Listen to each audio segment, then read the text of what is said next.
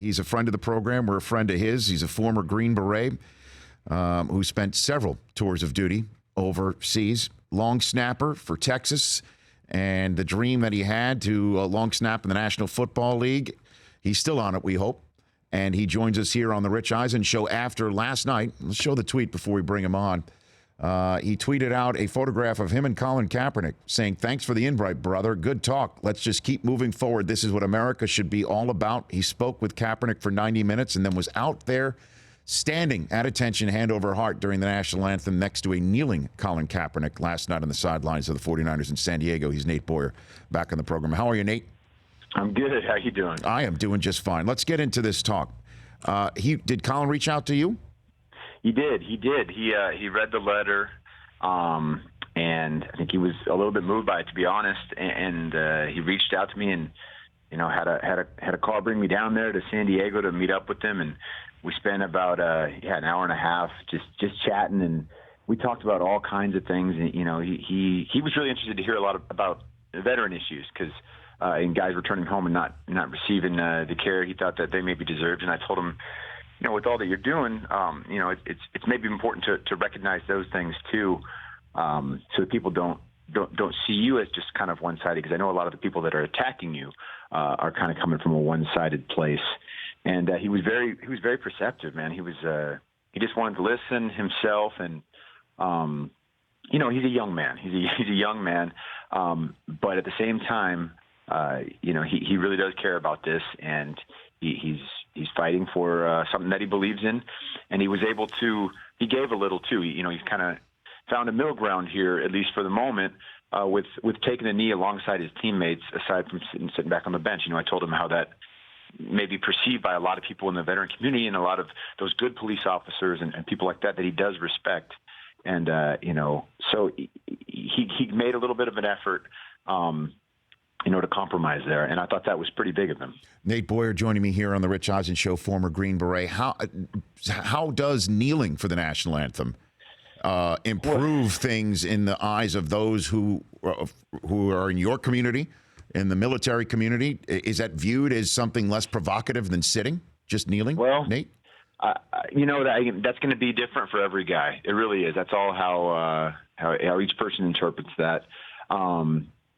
For me, yes, because I thought of it in terms of even a guy coming off the sideline, during a game. He comes over and he takes a knee next to his teammates, or he goes back on his own and isolated and plops himself on the bench, kind of just this, I don't know, this sitting alone away from everything. It could be construed as more disrespectful. People take a knee to pray.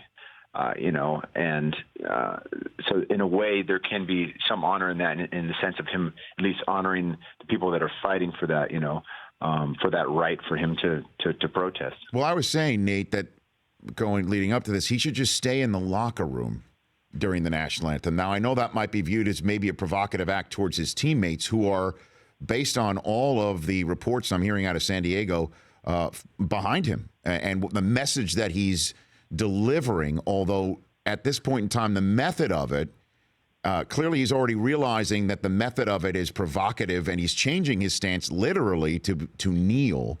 So I was saying maybe just stay in the locker room, because that way the message you're trying to get out doesn't get misconstrued. And when you met with him, Nate, and you said that he's a young man, did you get the sense that he's still trying to figure out everything that has happened to him since he first sat and it was noticed that he was sitting during the national anthem? I think there's an element of that. I think that definitely it was a huge response. You know what I mean? I think it blew up a lot more than he thought it may. Mm-hmm. And without him intending on offending people, it did. It offended a lot of people, and I think it hurt him that it did that. In some ways. And so I think that's one of the reasons he reached out to me. I think he was looking for some guidance and some mentorship and some advice on the situation. How can I do this another way? And then also, how can I move this dialogue forward into some sort of action? Because that, like we talked about offline for a second, yes. That's something that has to happen. That's key, or yes. this thing's going to just kind of go away and it won't have the impact it was intended. Yeah, and that's what I said at the start of the show too, Nate, is that, our fantasy teams are going to start kicking up and the regular season's starting to kick up. You're in Austin, not only for a veterans event, but Notre Dame at Texas on Sunday. I don't need to remind you of that. Right. And suddenly, the games are going to take place. And so proof needs to be put in the pudding, I think, sooner rather than later with the platform as it currently is. Did you discuss any details about some of these organizations that he's talking to at all, Nate? I did not talk about. We did. I didn't talk about any of the organizations he was necessarily talking to. I talked about a lot of the veteran. We talked about a lot of the veteran organizations that I'm working with. So, like what? What did you speak to him about on that front? I talked to him about MVP, about merging vets and players. The organization I started with Glazer. And maybe there's something in that where if he really does want to reach out to the veteran community, and there's a way to involve his mission, and there's a possibility for that. But I mean, we also talked about. I said maybe you need to set up some sort of a like a large scale town hall situation where it's not a debate, it's more of a discussion. But you're bringing in you got to bring in those police officers and people like that too, not just people that agree with you on the situation, and try to work through it and figure some things out and come to some sort of a plan.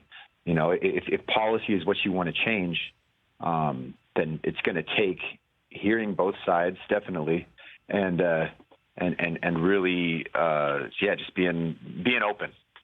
And Nate Bohr joining me here on the Rich Eisen Show. Before we get to the organizations that you're dealing with, vetsandplayers.org as well. Did you have a conversation with Chip Kelly at all, being on the sideline of his team last night before he got out there?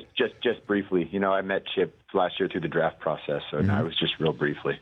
Mm-hmm. And then in terms of your fellow veterans, how have they received you standing next to a kneeling Colin Kaepernick? It's been very mixed reviews for sure, no doubt about that.